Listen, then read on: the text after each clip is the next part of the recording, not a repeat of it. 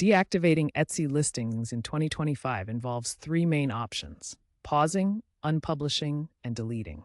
Each method gives you different control over your product's visibility and availability. Deactivation encompasses pausing, unpublishing, and deleting listings, each offering different levels of control over your product's visibility and availability. Pausing a listing temporarily removes it from search results and stops sales, but keeps it visible in your shop with a paused indicator. Unpublishing hides the listing entirely from public view, including your shop and search results. Deleting permanently removes the listing and all associated data from Etsy. Choose the method that best suits your needs: pausing for temporary stockouts or seasonal items, unpublishing for permanent removals you might relist later, and deleting for outdated or erroneous listings you won't use again.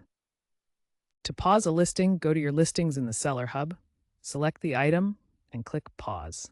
This is immediate and reversible.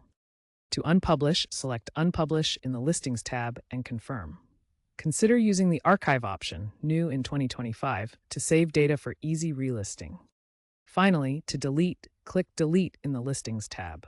Note that you can only delete listings with no sales or active orders, and Etsy will prompt you for confirmation, as this action is permanent. Remember that deactivating listings can help manage inventory effectively. Pausing is useful for short-term unavailability and doesn't affect SEO.